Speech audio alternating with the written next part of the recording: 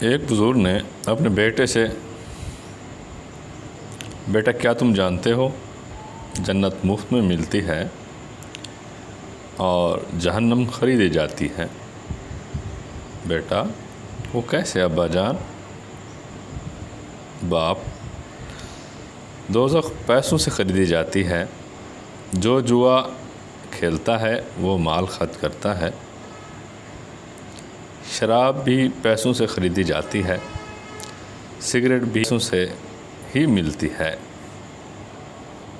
گانے والی C D خریدنے کے لیے بھی مال خرچ کرنا پڑتا ہے، اور اس کے برعکس جنت مفت میں ملتی ہے۔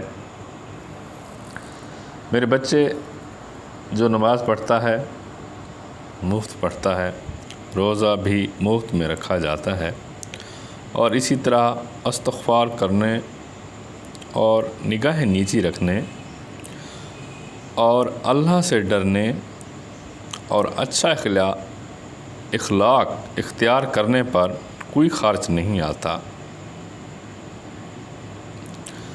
اللہ پاک ہمیں سنت نبوی صلی اللہ علیہ وآلہ وسلم کے مطابق زندگی گزارنے کی توفیق دے، آمین۔